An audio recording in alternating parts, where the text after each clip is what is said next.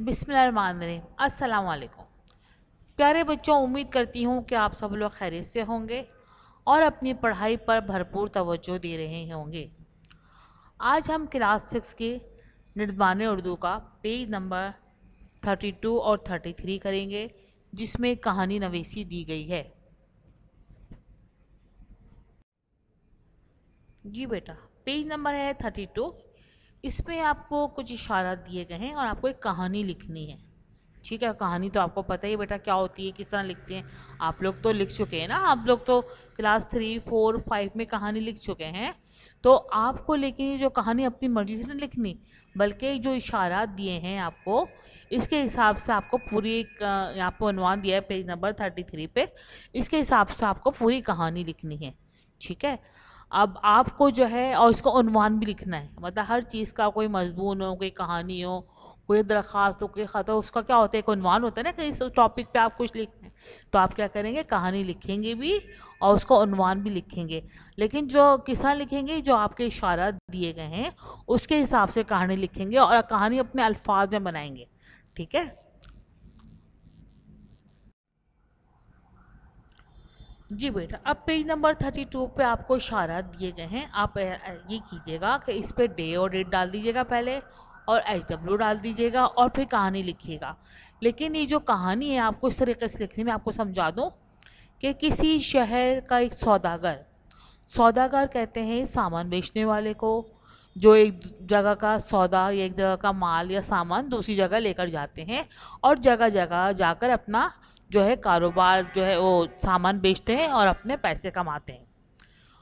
तिजारती सफ़र दरपेश, मतलब उसको एक तिजारती सफ़र था, जो अपनी तिजारत के लिए गया था, वो उसको एक सफ़र था, तो वो जो है अपने कारोबार के लिए, अपने काम के लिए, तो वो जो है उसको जाना था, तो वो दूसरे शहर गया था। 5 किलो सोना मौजूद, उसके पास क्या था, उसके पास 5 किलो सोना मौजूद था। आजकल तो मैं आपको बताऊं कि हम लोग इतने सोने का तस्वुर नहीं कर सकते, लेकिन पुराने ज़माने में जो है लोग किलो के हिसाब से सोना रखते थे।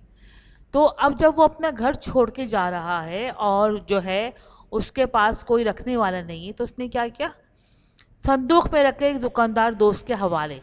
ठीक है, उसने क्या किया कि अपना जो है सोना, उसने एक संदूक कहते हैं, बक्स समझ लिए, जिस तरह आपके यहाँ टीची वगैरह नहीं होती हैं आजकल, जो इसी तरीके से संदूक कहते हैं बक्से को या बक्स को। उसमें उसने क्या किया कि वो सारा सोना रखा 5 किलो, और अपने दोस्त के, एक दुकानदार उसका दोस्त था, उसके हवाले कर दिया कि आप ये मेरी अमानत समझ के रख लीजिए। ठीक है, सफ़र पर रवाना हो गया। उसने क्या किया, अपने दोस्त को जो है हवाले किया सोना और सफ़र पर चला गया।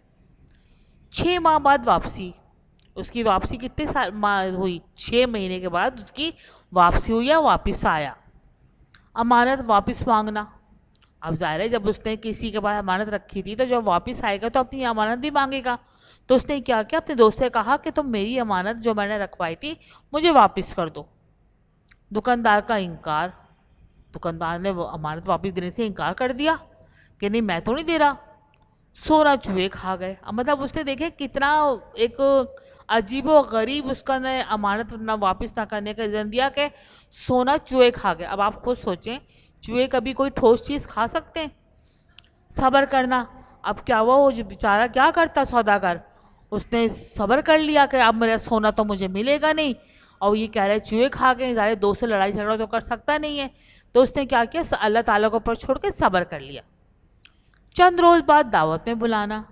अब उसने क्या किया, उसके जहन में जो है, वो माशाल्लाह बहुत अक्लमंद और समझदार था, उसके जहन में एक तरकीब आई और उसने क्या किया कि थोड़े दिनों बाद एक दावत की रखी अपने घर में और सबको बुलाया। और उसमें क्या किया, उस दुकानदार को भी बुलाया कि आप लोग मेरे घर में आइए और जो है सब अहलो अयाल समेत और मेरे घर में आके दावत खाइए। दुकानदार के छोटे बेटे को छुपा लेना। अब उसने एक अक्लमंदी की, अपना जो है इंतकाम ले लें, या जो है वो जो है उसकी जो है दुकानदार का जो उसने पोल खोलने के लिए, झूठ खोलने के लिए उसने क्या किया, दुकानदार के छोटे बेटे को अपने घर में छुपा लिया। क्या किया, दुकानदार के छोटे बेटे को अपने घर में छुपा लिया कहीं पे, चील ले गई। और जब कहा कि ढूंढो कहाँ है बच्चा, तो उसने कहा कि उसको तो चील ले गई। अब आप बताएं, खुद सोचें कि इतने बड़े बच्चे को चील लेकर जा सकती है। दुकानदार की हैरत, वो हैरत में बढ़ गया कि जो है इतना मेरा माशाल्लाह बड़ा बच्चा, उसको चील कैसे लेकर जा सकती है, कोई छोटी मोटी चीज़ों तो चील लेकर जा सकती है। सौदागर का कहना कि अगर चूहे सोना खा सकते हैं तो चील भी बच्चे को उठा सकती है। देखो उसने कितनी अक्लमंदी से काम लिया और झूठ का पोल खोला। उसने कहा कि अगर जो है सोना चूहे खा गए तो क्या चील बच्चे को नहीं उठा सकती, उसको उठा के ले जा सकती है। दुकानदार की शर्मिंदगी, जब दुकानदार ने देखा तो वो इतना शर्मिंदा हुआ कि वाकई सही बात है कि जब चूहे सोना खा सकते हैं तो चील भी बच्चों को उठा के लेके जा सकती है।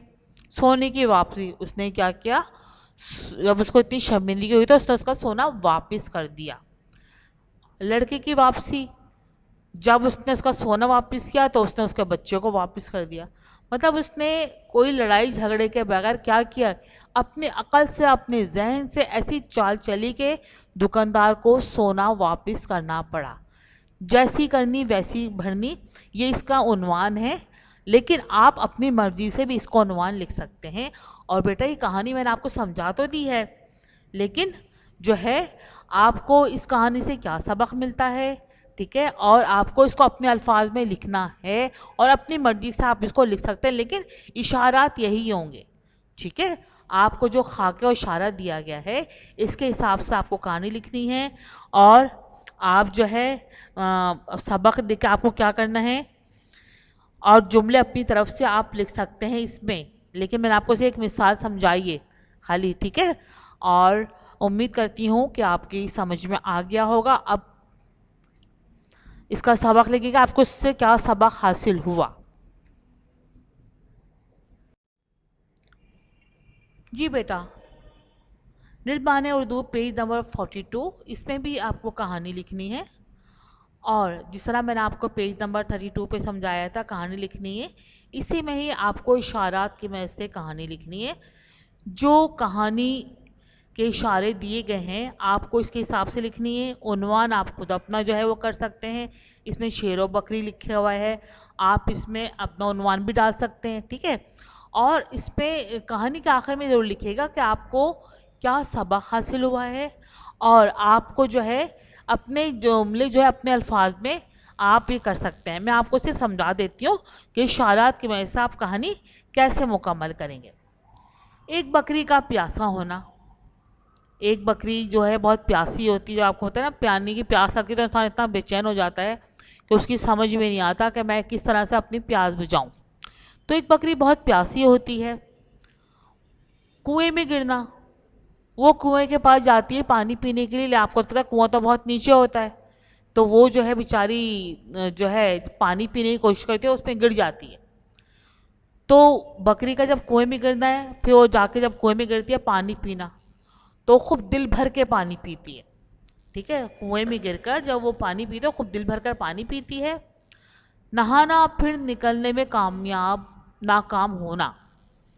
जब उसको इतना सारा पानी मिलता है तो अपनी प्यास भी बुझाती है और दिल भर के नहाती भी है, लेकिन क्या होता है, वो कुएं से बाहर कैसे निकले। ज़ाहिर कुआं तो इतना नीचे है ना, इतना उसका पानी नीचे है, अब उसको दीवार चढ़ के उतरना उसके लिए बहुत मुश्किल हो जाता है। वो बहुत मुश्किल में फंस जाती है कि मैं कैसे निकलूं, तो नाकाम हो जाती है। कोशिश तो करती है निकलने की, लेकिन वो नाकाम हो जाती है। भूखे शेर का गुजरना। वहाँ पे क्या होता है, एक आपको पता है शेर क्या होता है, जंगल का बादशाह होता है ना, और जब उसको भूख लगती है तो कुछ भी खा सकता है, उसको बस कुछ भी चाहिए खाने को, मतलब जानवरों को चीर फाड़ के खाता है। तो वो जो है क्या करता है कि जब गुजरता है तो वो देखता है कि ना एक बकरी है जो कोशिश कर रही है बाहर निकलने की, आज मेरा लंच का इंतज़ाम हो गया, आज मेरा जो है खाने का इंतज़ाम हो गया, और मैं क्या करता हूँ कि इसको जो है अपना ना खा लेता हूँ इसको, और अपनी जो है भूख को मिटा लेता हूँ। तो क्या करता है कि वो जो है बकरी की तारीफ़ करना कि बकरी जो है इतनी अच्छी है और इतना वो जो है खूबसूरत है, और जो है उसके बाद जो है उसको निकालता है बाहर, ठीक है, शेर का बाहर निकालना। बकरी का तारीफ़ करना, बकरी क्या करती है, शेर की तारीफ़ करती है बहुत ज़्यादा।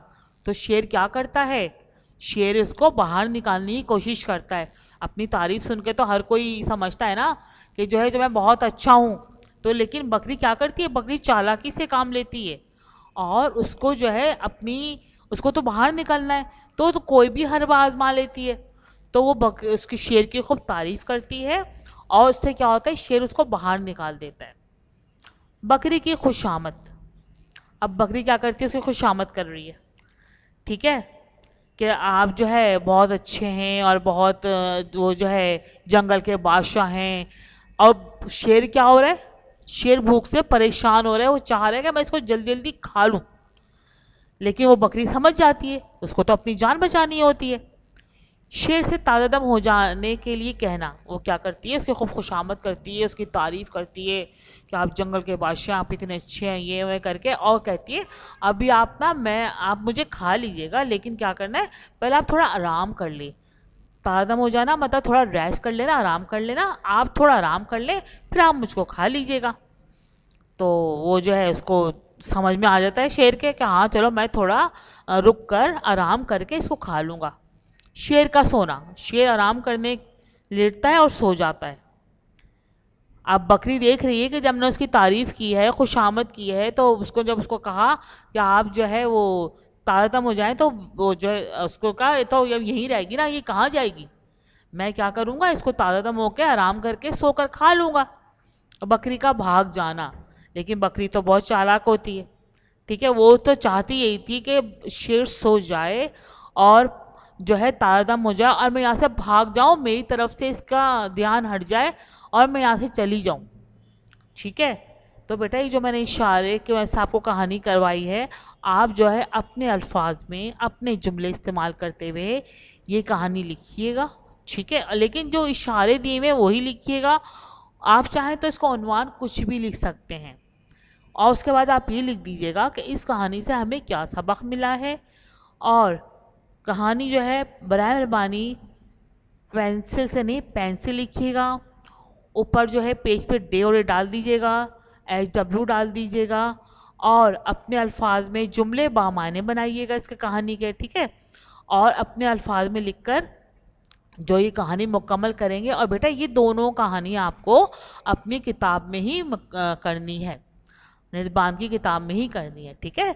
ये कहानी आपका पेज नंबर 33 पे करनी है और पेज नंबर 42 पे करनी है, किताब में ही करनी है। पेंसिल से नहीं करनी, पेन कलम से करनी है, सफाई के साथ काम करना है। और जो दोनों उसमें इशारे दिए हुए हैं ना, वो उसी उससे कीजिएगा, अपने अपनी मर्ज़ी से मत लिखिएगा बल्कि इशारों के मदद से लिखिएगा। जो पेज नंबर 32 पे इशारे दिए हुए हैं और पेज नंबर 42 पे आपको जो इशारे दिए हुए हैं उसी मदद से ये कहानी लिखिएगा, दोनों कहानियाँ, और इनके उन्वान ज़रूर लिख दीजिएगा और सबक आपको इन कहानियों से क्या मिलता है ये ज़रूर लिखिएगा। उम्मीद करती हूँ कि ये कहानी आपको अच्छी तरह समझ में आ गई होंगी, आप आराम के साथ कहानी लिख लेंगे। और बेटा एक बात आपसे गुजारिश कर रही हूँ कि जिन बच्चों का काम नामुकम्मल है वो अपना काम मुकम्मल कर लें, चाहे टेक्स्ट का हो, चाहे ग्रामर का हो, चाहे निर्बान का हो। और जब आप कॉपी जमा कराएंगे तो हम आपका काम चेक कर लेंगे, परेशान नहीं होइएगा। और जिनका बच्चों का काम मुकम्मल है वो अपनी इस्लाह करके इनको याद भी कर लीजिएगा। जो जो काम आप कर रहे हैं, जो जो काम आपके पास मौजूद है उसको मुकम्मल कर लें और उसको लिखने के साथ साथ याद भी कर लें, ताकि आपको इम्तहान में और मंथली टेस्ट में कोई परेशानी का सामना ना करना पड़े और आपका सारा काम मुकम्मल हो। और बेटा काम सफाई से कीजिएगा, लिखाई पे तवज्जो दीजिएगा, खुशखत तरीके से काम कीजिएगा, अपना बहुत ख्याल रखिएगा और जो है अपनी पढ़ाई पे भरपूर तवज्जो दीजिएगा, ठीक है। अल्लाह हाफिज़।